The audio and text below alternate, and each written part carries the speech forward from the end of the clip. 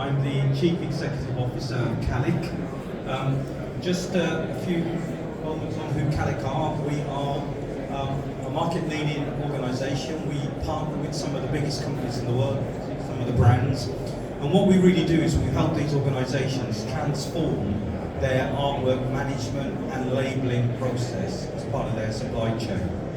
Some of you yesterday may have heard John Blake, sat here in the audience today, talk about how important artwork management and labelling is in the supply chain.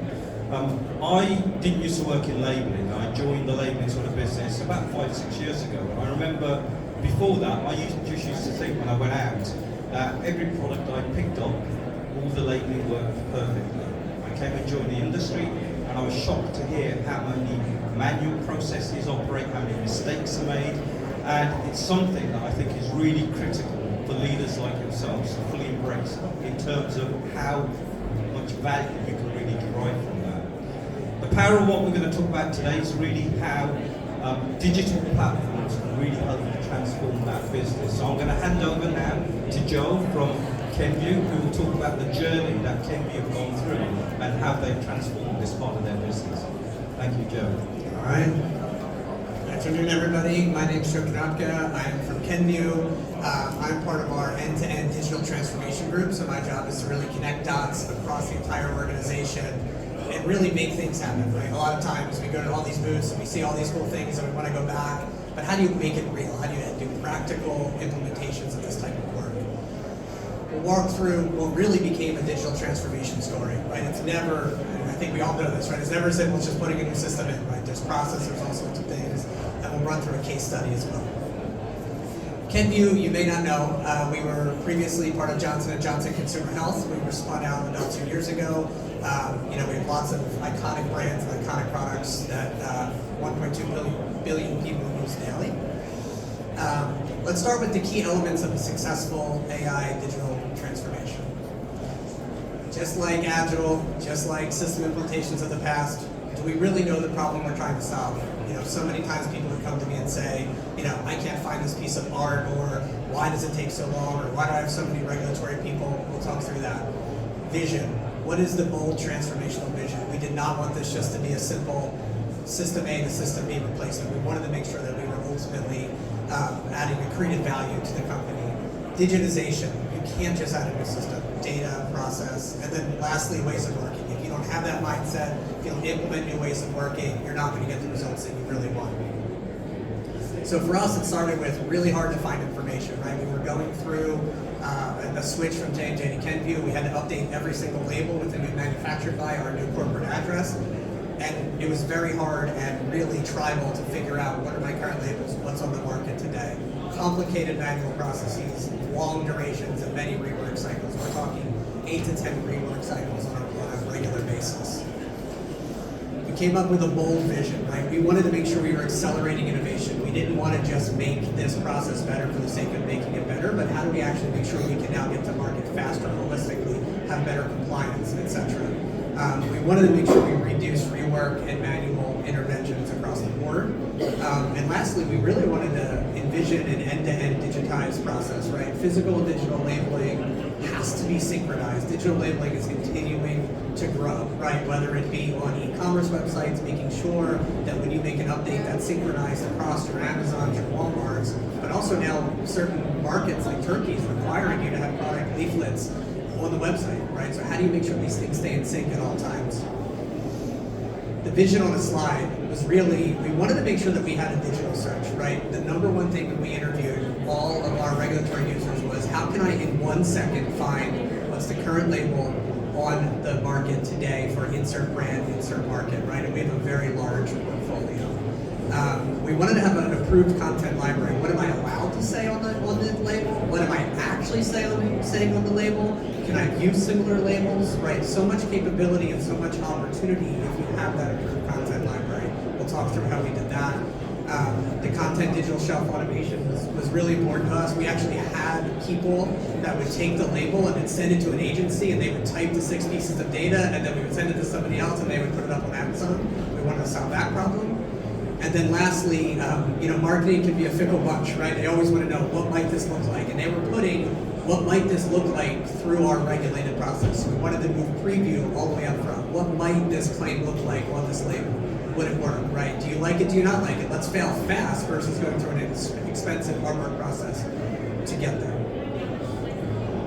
So how do we do it? It starts with digitization, and I'll tell you, we had a failed hardware transformation 10 years ago because we built a really nice system and it was empty, it was blank. And basically we said, hey, we'll digitize as we go, everybody will do it. And the organization revolted, they said, we will not start, right? So we'll talk through how we did that, but it's so important to us to make sure that we have the current state on market in the system. A digital ecosystem of connected data, right? I mean, we have many systems that touch all of our data. How do we connect those dots so we can automate as much as possible from source of truth all the way to the label? And you look down here, you know, it seems simple enough, and those of you who are here probably are labeling people. This is what it means, right? A lot of people, you know, our CEO says, why is it so hard to make a label? Well, look at this, right? There's 3 components on every bottle. There's so much content, right? If you zoom out, this is our Listerine UK portfolio, right? 80% of the content is shared across all of the SKUs. I'm sorry. 80% of the SKUs are, 80% of the content is shared, right, across all of these. But yet, every time we went through a change, we would do this individually. We would ask the question, we would verify it was right every single time. 4 would get approved, 4 would get rejected, then we'd have to go back and figure out, are they the same, right? How can we do this better? And so we did that by really zooming in, and we created a structured database across each and every data element. So now you can actually look across all of our brands and say, are our directions and instructions for use the same, right? Are we consistent across the board? If I want to make an update to that, how many other SKUs are really impacted? Instead of this being an email out to 15 different regulatory people, now you can run a report. You can make that decision. You can see the size and the scale of the change that's required. And this was no small feat. This took quite a while, used quite a bit of AI well, first it took us a while to find all the current labels, right? Find the right ones, then run it through the AI, make sure we had the structured data and get it right. But once we had this, market by market, right, the feedback was undeniable. Moving into the key elements, right, in terms of the ways of working. So we implemented an event-based action triggering across connected processes. So, you know, a lot of, at least for us, we have a lot of regulated processes. Things start with health authority questions. They start with on-market things, right? And now, instead of this being whispered down the lane, we are actually able to make sure that we can run automated jobs and say, hey, based on this thing that just happened, we believe these 15 things need to be changed. Nothing's automated there yet, but it triggers that and it comes across to the labeling coordinator that says, here's what we think the scope is, let's go verify it, right? So human is still in the loop to make sure that we get the right scope, but it's really helpful. You know, we've automated, I think, about 10 pieces of those data from the source of truth, right? So now things like ingredient lists go from our ingredient system all the way through. So you make one change, it updates the labels, updates the website, updates everything, really keeping it in sync, which is fantastic. We automate the label content and images as well into that digital shelf process. So you can imagine, and with supply chain complexity, it's getting even harder and harder to know which, you know, if I'm in between a phase in and a phase out, and I have all these new ones, right? We're trying to trigger off of supply chain now, to supply chain SAP data to say, which image should be on Amazon right now, right? Which one am I actually shipping to the customer? Really hard stuff, but as the future comes, right, how many has ever received something from Amazon that is not the picture that you had? Might be the same project, but if it's a different label, that really makes you start to wonder, is this what I intended it to be? And then lastly, we've been able to expose this data set for additional use cases. So we're able to now do audits of our warnings and beginning to get to consistency across the board, right? We're still finding new ways to use that data set of having our structured labels and all of that different content. And we're trying to train the organization to be data-driven, right? To have those opportunities to say, can I do this differently, right? And the human, as we all know, implementing systems and processes, change management is so critical. And we took a really important approach to sort of go market by market, brand by brand, instead of going with the big bang approach, because we wanted to prove it internally. And what was really exciting was after we did 3 markets, all of a sudden the emails came flooding in, and why don't I have this? Why can't I do this? Which, if you think about the old way of doing it, right, you do 3 markets and everybody's yelling at you, Why did you change this, right? So really starting to take it easy. We made sure we took our time.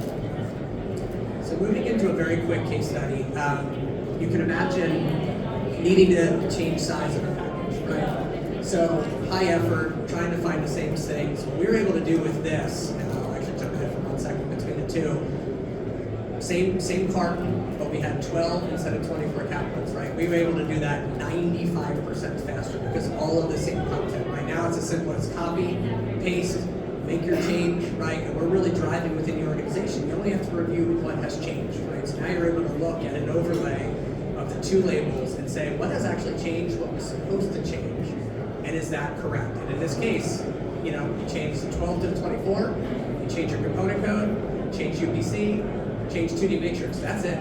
And it begins to push the organization to have more discipline, right? You don't have to change anything else. You only need to change this. Historically, when you open a label, right, what happens? Everybody wants to change everything all of a sudden. Like, why can't I change this claim? Why can't I change this?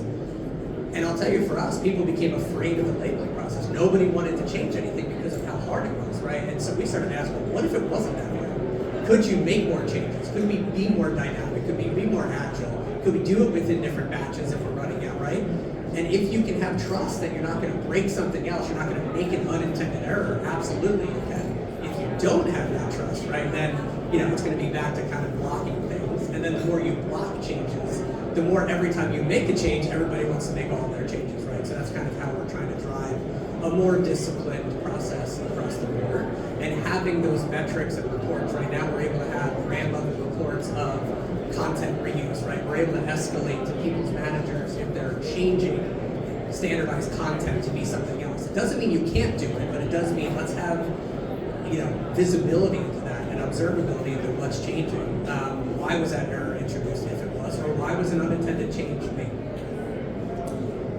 All right, so to bring this home, so key learnings of what we were able to do, right? So first, we starting from a digital twin of a label is game changing. I think even more so than we ever imagined, right? We knew having a digital repository, like I said, we were on for this for a while. We knew having it was going to be critical.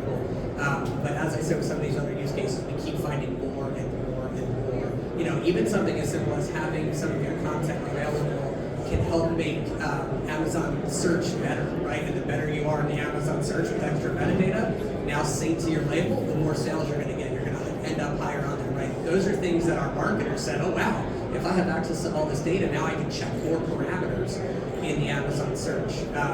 Secondly, we talked about that. AI will accelerate, but garbage in, garbage out remains true. I can't tell you how many times people accused us of having a scraping error, but it was really what was on the label, right? Like, you guys said this is a mirror image of the market. And we made a really critical choice not to start from what we thought it should be, but to start from what it actually is. Because now you know what's on the market, and you can make your decisions moving forward. Which then leads to sort of this curve that we made, right? So digitization is going to get you, pretty high effort, get you through it, right? We found ways to do it faster. But the biggest impact will come as we begin to harmonize and standardize that, right? So if you think back to that Listerine, where it is non-standardized, right? The automation is not as great because you suddenly have to do things maybe 10 times instead of before 40 times. But what if those became 1 time or 2 times because you're making that same standard change now suddenly across an entire market? That's the journey we're on now. We're now beginning that downward slope to get to additional impact. And a lot of that has been done by serving up to the business and to the marketers and regulatory people that current content so they can see it. Change management is hard.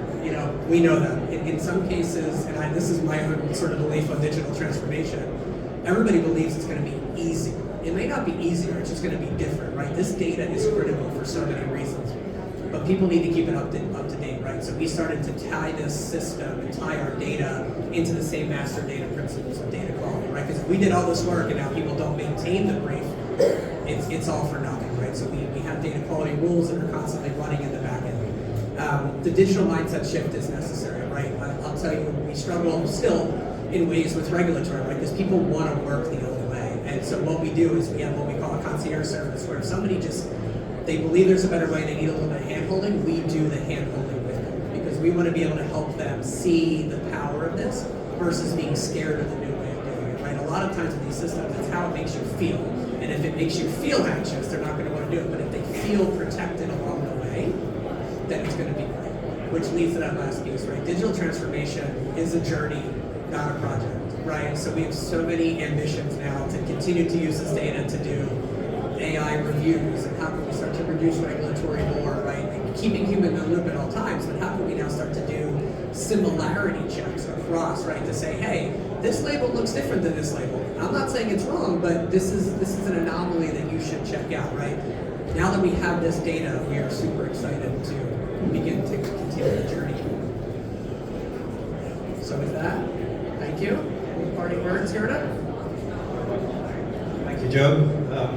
We do have a few moments left. I don't know if there's any questions from the audience or anything that they want to go into, but hopefully you've had a good sort of insight into the way that Kenvue really using digitization and transform what's been a very traditional practice into something that now is a real asset and a game changer. I think if you go back to the first keynote on day one of the key messages there was about actually letting go of the old. And I think if I really had to say, where did that bravery and courage come from, Kenvue? It absolutely was about letting go of that old and really embracing something that's new and really using that as an accelerator. I'm very fortunate I get to spend a lot of time talking to C-suite people, and I remember sitting with the CIO of Honeywell, and I said to them, I said, how do you see labeling? You know, what do you really know? How important is it to Honeywell? I said, does it get talked at the C-suite? And he said, no, not really, until something goes wrong and then all hell breaks loose. Yeah, I've seen a few people smiling and laughing. That is absolutely true. I mean, labeling is one of those things you just think should work. And actually, your product isn't a product unless it's got a label on it. If you can't get a product out there without a label, it massively impacts your revenue. We are product companies, you guys are product companies. It's about serving those. So my last sort of message to everyone here is really do think about labeling very differently to it just being a back-end process that underpins the business. It's absolutely an asset that accelerates your business. Thank you very much for joining us today, and once again, thank you to Joe.